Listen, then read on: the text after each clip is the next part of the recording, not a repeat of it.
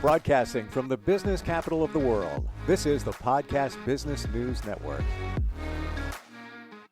And welcome back, everybody. Have you ever thought about writing a book? Maybe you've got ideas, whether they're fiction or nonfiction. They're kind of floating around in your head. And you might have thought to yourself, I don't know if I could do that. What you need is somebody to walk the journey. And I've got that person. He's got a great publishing company called NFB Publishing. And we're gonna look at some of the titles that he's helped publish and speak with an author today as well. Mark Pogozinski joins us on the program. Hey, Mark, how you doing today? Good. How are you? Good. And I'm going to get it out here and be clear. I love you, but I'm not shoveling your driveway. I'm saying it right now. But as I look out the window, it is snowing pretty badly here. Wow. You're up in Buffalo, right? Yes, sir. Wow. Yeah. I'm in downstate New York. We've gotten nothing more than just with two storms, maybe an inch and a quarter. That's been it so far. Let's bring in Matt Bindig, who is our author today. Matt, how's your weather? Why don't we check that? Same kind of deal. It's been a steady snow all day long. In fact, I was out on the ski slopes with my son earlier today, just really trying to take in the moment. So good stuff. Wow. And are you located up in the Buffalo area too? Yeah, I live just south of Buffalo, about 20 minutes south of Buffalo.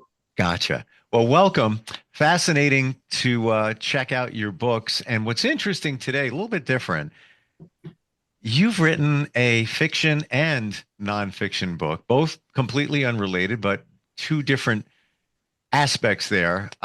Is this your first foray into writing, Matt? Well, I've been writing for years, and but the first book that came out in 2016 was my first full-length book. So yeah, up to that point, it had really been just short stories and poems. I want to go to the beginning and get really deeper inside your head. When you were considering publishing a book, did you have some apprehension? Were you saying to yourself, I don't know if I could do this? Well, yeah, I think that, I didn't really know anything about it. I just had a story that was really dying to get out. And, over the course of several years, I was sort of putting notes together. And finally, I asked my wife if I could have 10 days of summer to work on it. We had very little children at the time. And so, I would sit down and I would do the old, right from 6:30 in the morning until 10 at night. And it took me 3 years to write the first draft, working that way, which was, 600 pages long and very bad. And in my inexperienced mindset, I thought, well, I'll just send it out to, some fancy people in New York City and they'll be grateful to receive it and I'll get $1 million. And after a couple of years of doing that, and just sort of researching on the side, I saw a review of a book that Mark's company put out in the Buffalo News. And I thought, oh, here's a local place. And, I reached out to Mark and we got coffee and talked about the process, and the rest is been very positive for me, and that's how I kind of found Mark. Amazing. I want to focus on your nonfiction book first, which is Far from the Twisted Reach, the last road trip ever. At first value, looking at it, it looks like it could be a fiction book. Mm-hmm. Just looking at the cover, maybe the title and just, the initial vibe, but this is a real story. Tell us about that. Yeah, in the summer of 2019, my family took a trip out west. We flew to California and then over 3 weeks circled through 6 national parks on a 3,700 mile road trip. My kids were 13, 10, and 7 at the time. And I had always dreamed of driving across the country, but, reality of my life and finances and time and all of those things really limited that idea. So, as all things in marriage, it was a compromise. And, I just kept a journal along the way. on that trip as a sort of keepsake idea. I had no idea that I was going to write anything about it. I really very much at that time thought of myself as a fiction writer. Save for, like the annoying Christmas letter that I send out every year. And when we got home, the world just felt so transformed for me from that trip that, I was just sort of processing that and rereading the journal and things like that. And then, of course, March 2020 came around with COVID, and, the world shut down, and I had lots of time and space to think about that. So I decided that I would try to put that story of the family trip into a collection of essays. So each one of the days of the trip is one of the chapters of the book, save for a prologue and an afterword. So that's kind of the structure of it. And so they really are sort of like narrative essays. But it's hard for me to get out of the habit of writing, with like imagery and a sort of fictional sense of purpose. So it's definitely infused with that idea. It is just like a straight telling of it. The reflections that come from writing about personal experiences, a large part of what the book is about as well. I was really trying to capture that time and a place, both in my life, but for us as a world before COVID. And it isn't really until the afterward that I acknowledge the after of COVID. What do you want people to take away after reading this book? Would you say, at least at the very least, it's the adventure, and that we all should find adventure in life? Absolutely. I would say that I was in a pretty dark place when I initially took the trip. I was really struggling with depression and come to grips with my kids coming of age and aging myself, and, being married for a long time and still trying to find purpose and meaning in that relationship and my job. So I was really wrestling with a lot of those things that I think a lot of guys in their mid 40s wrestle with, as cliche as it sounds. And not just guys in their mid 40s, but people in general. I mean, it was a really tumultuous time. Even before the pandemic stuff happened, the world was really on fire in a lot of ways.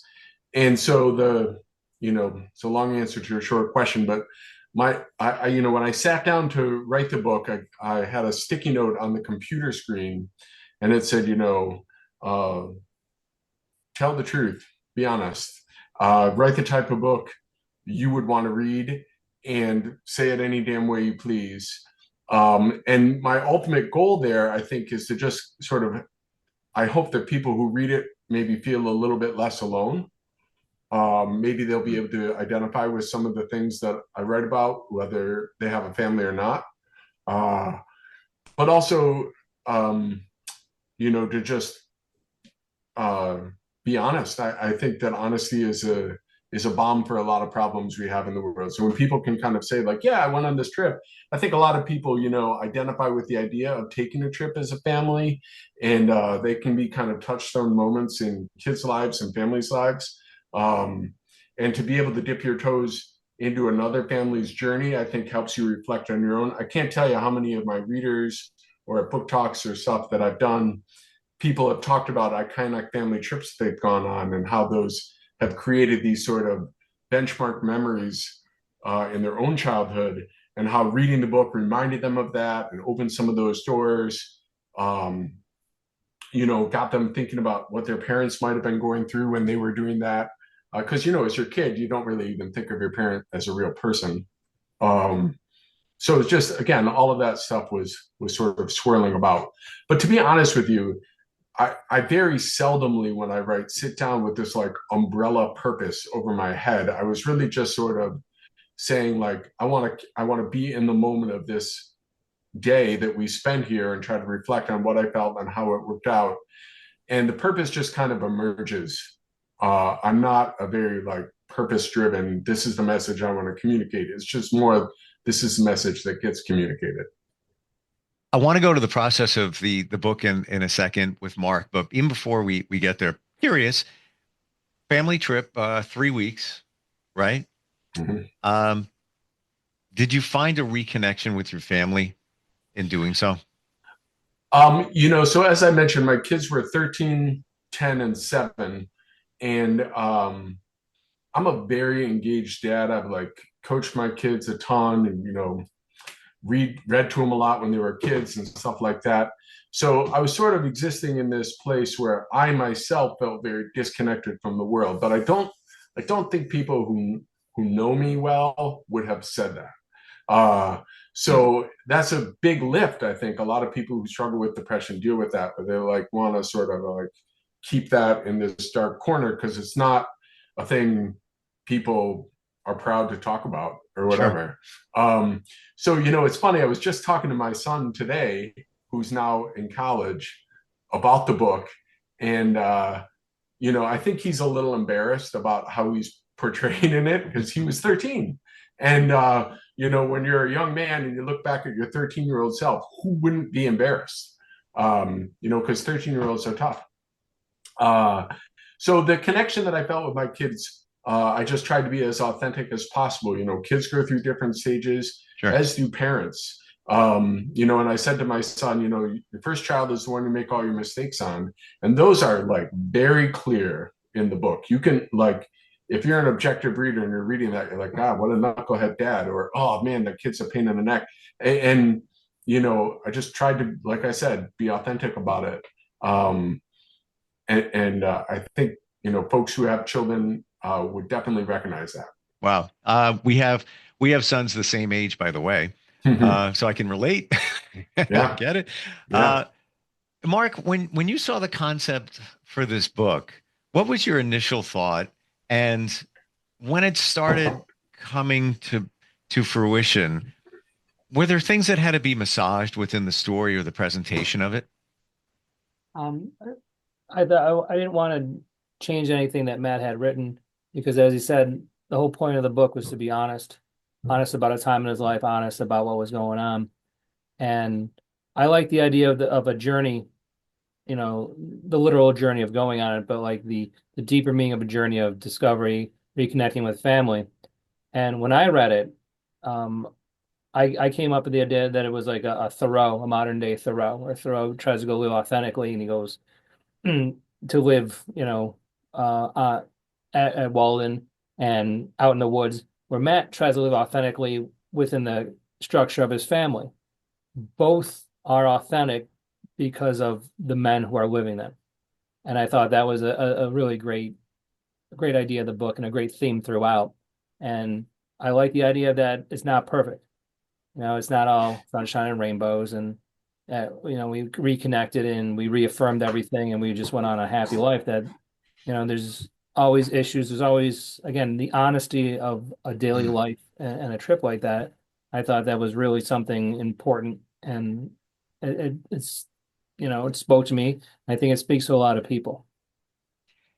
I believe as a parent, it's one of those things that we always wanted to do, never got a chance to do it. Never say never, but kids are getting older. You got to do it. And I'm sure along the way, when you read the book, there's some realizations that you had in your children, had in your marriage. So we don't run out of time. Let's pivot from the nonfiction to the fiction. Very unique that you've written both, Matt. And that book is called Nothing Here Is Real. What's that book about?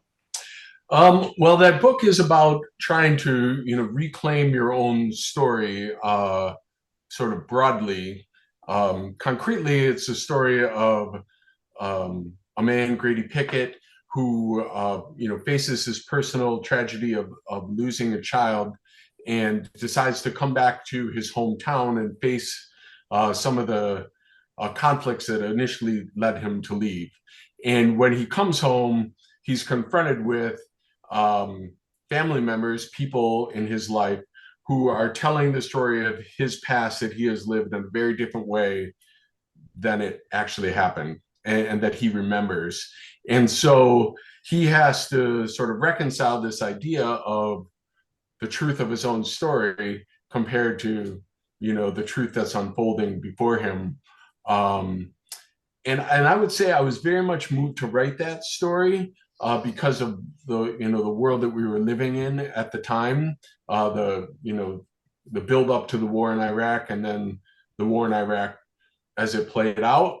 I was a young man when that stuff all started happening. I mean, it's just in one of my first couple of years of working when 9/11 happened. And, to be told, like, here are these weapons of mass destruction. These are the people who are, attacking us. Here are the videos of these stockpiled places. And then that all proving not to be true. When you live in a world like that, where there are certain people controlling the narrative that say one thing and your lived reality is another, it's very disorienting.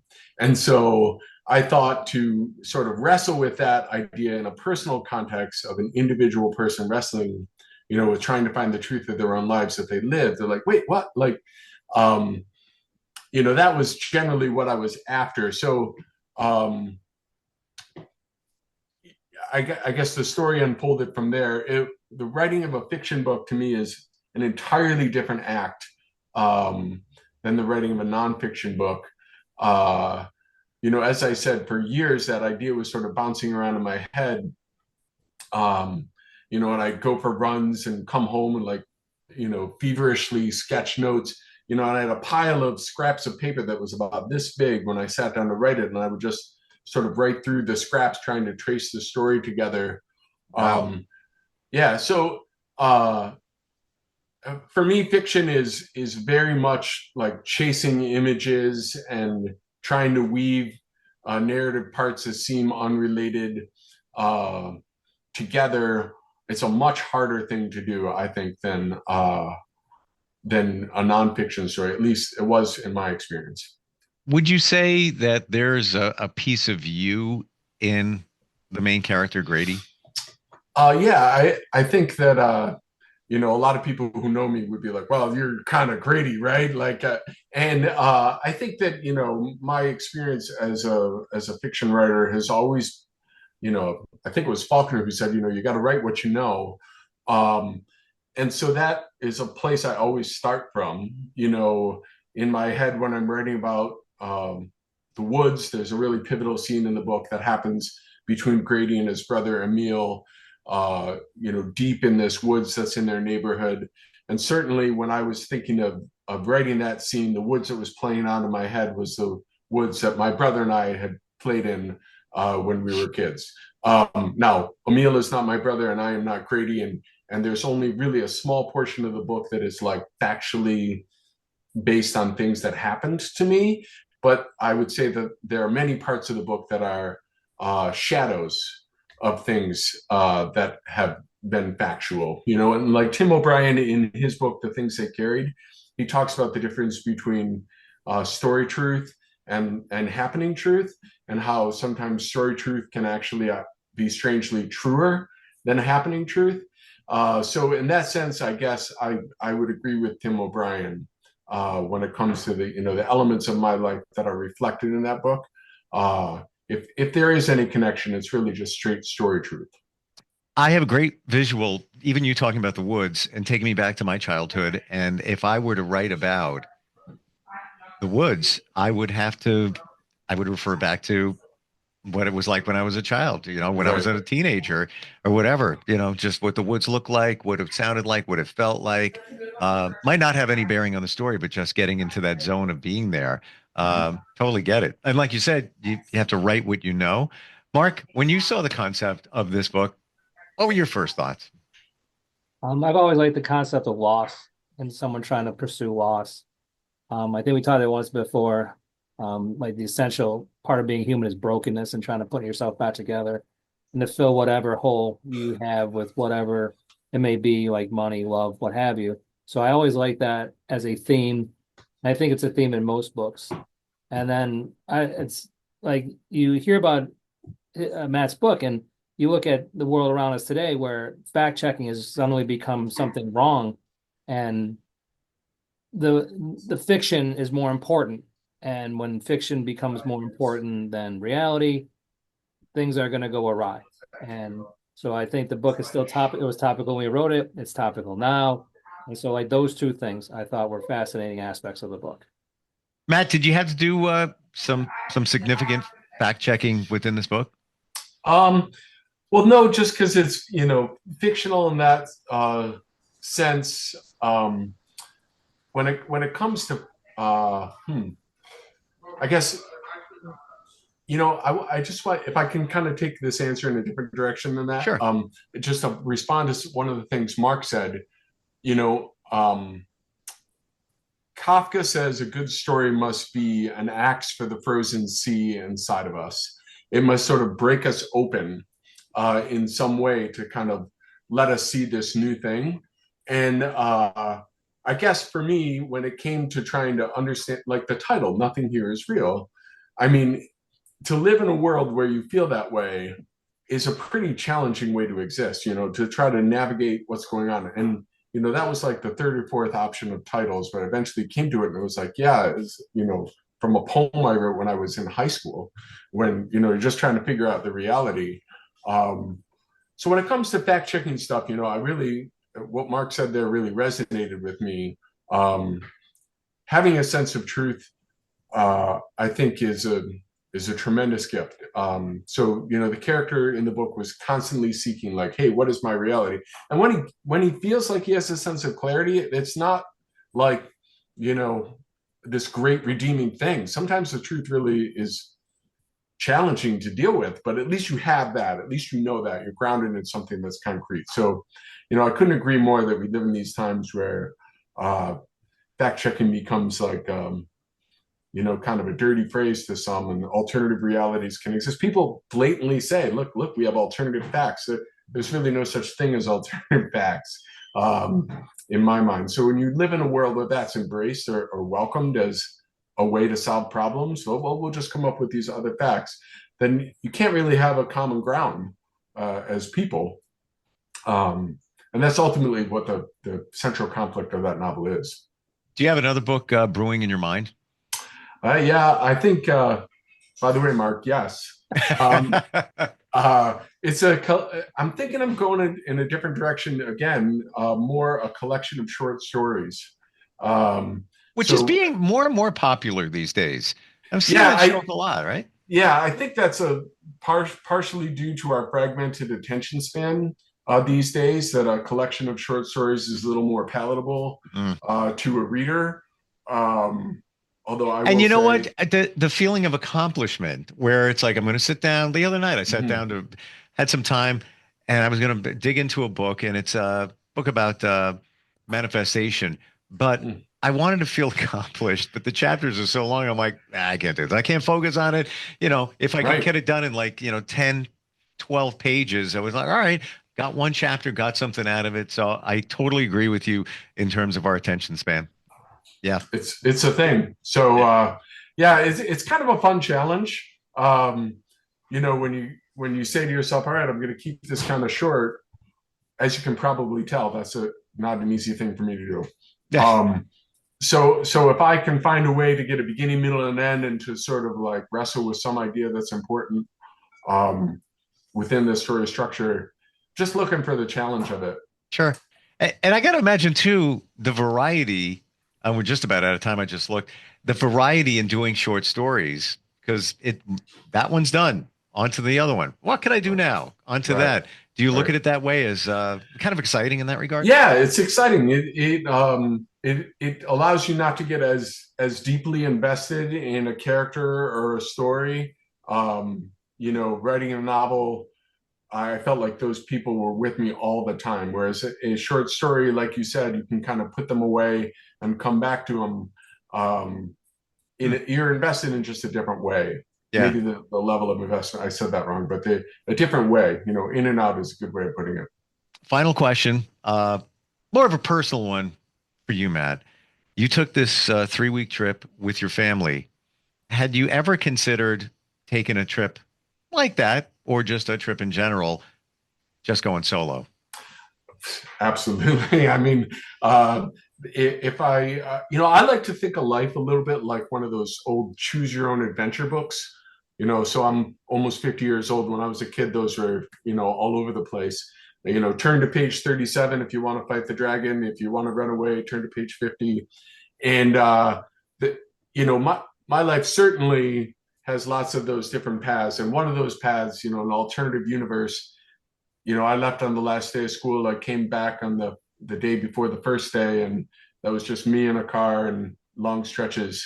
But obviously, I've been blessed with a family and a wife, and that has been my take here. But there'll be stretches of solitude down the road for sure. Yeah. The reason I asked that is I'm on that cliff, ready to jump into the solo trip. Never took one before, and I hear it screaming that I need to do it. And, you got to answer that call. Answer that call while you can. Thank you for saying that. Fantastic talking with both of you today. Mark, if somebody is like Matt and is thinking about, I want to write a book, I got some ideas, maybe it's based on something true in their life, how do they reach out to you? We have the website, nfbpublishing.com. There's a small form to fill out, gets the process started, and I'll be happy to help you craft your book, publish your book, whatever is necessary. Yeah, and that's from start to finish. That's from the concept to fleshing the story out to the editing, right down to the cover and marketing the book too. Fantastic. Really fun talking with both of you today. I got to tell you, really was. I appreciate it. Thanks for being here. Thanks for the opportunity. It's really a great pleasure of mine too. We'll be right back.